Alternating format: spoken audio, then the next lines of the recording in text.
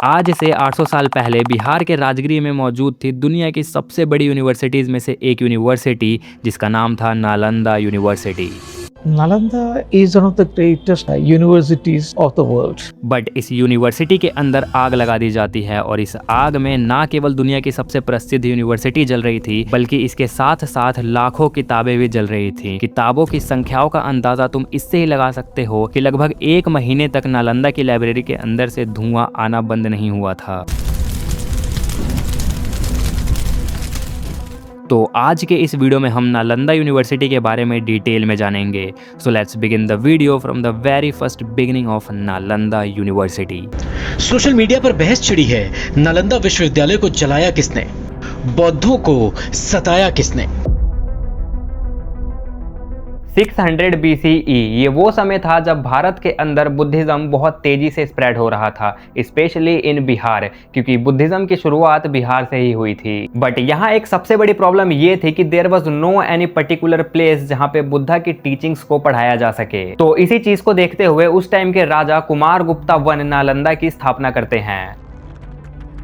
And here you can see the first structure of Nalanda. So here you can see कि यहाँ एक prayer hall है और इधर मॉन्क्स के रहने की जगह। यहाँ से मेन एंट्रेंस और बीच में एक विराहा है। शुरुआती दिनों में नालंदा के अंदर सिर्फ बुद्धिज्म को ही पढ़ाया जाता था। After the formation of Nalanda Buddhism पूरे भारत इवन पूरे दुनिया में बहुत तेजी से स्प्रेड हो रही थी और 6th 7th सेंचुरी आते आते Buddhism was on its peak. दुनिया भर के स्कॉलर्स नालंदा में बुद्धिज्म को पढ़ने के लिए आते थे। There were students from Korea, China, Japan and many other countries. Even China के फेमस बुद्धिस्ट मॉन्क ज़्वांगज़ैंग ने भी नालंदा से ही बुद्धिज्म को स्टडी किया था, जिसके बाद वो वापस अपने देश चाइना गए और वहां जाके उन्होंने बुद्धिज्म को और ज्यादा स्प्रेड किया। एंड आज के टाइम पे चाइना के अंदर Buddhism is one of the biggest religion जिसको वहां के लोग प्रैक्टिस करते हैं। और उस टाइम पे नालंदा यूनिवर्सिटी की सबसे बड़ी खासियत थी उसकी लाइब्रेरी, जिसको धर्मगंज बोला जाता था, which means mountain of knowledge. और ये धर्मगंज फर्दर 3 हिस्सों में बटी हुई थी, जिसमें से पहले हिस्से को रत्न सागर कहा जाता था, which means ocean of jewels,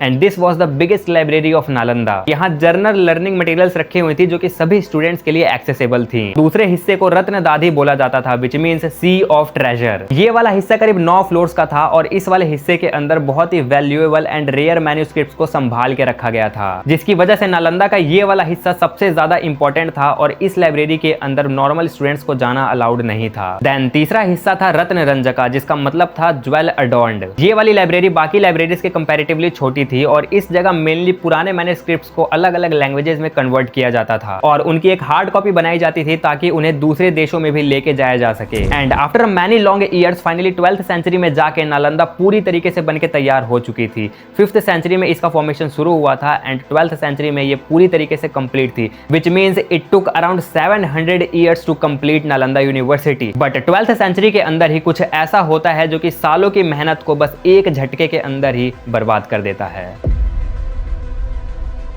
तो 12th सेंचुरी में एक मिलिट्री कमांडर जिसका नाम था बख्तियार खिलजी, वो नालंदा के ऊपर अटैक कर देता है।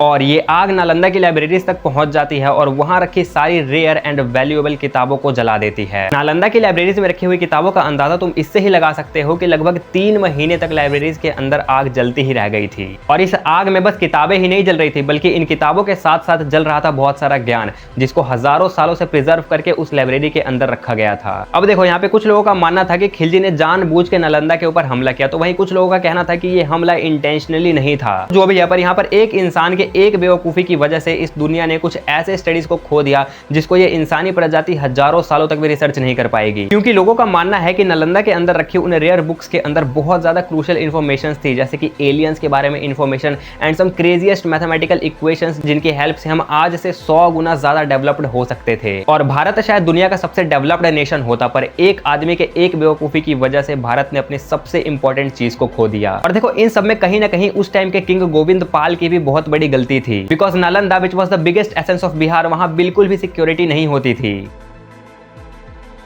But after many long years 2010 में नालंदा को रिकंस्ट्रक्ट किया गया एंड 2014 से वहां के कैंपस रीओपन हो गए। But the glory is missing and I think that will never reach that glory again.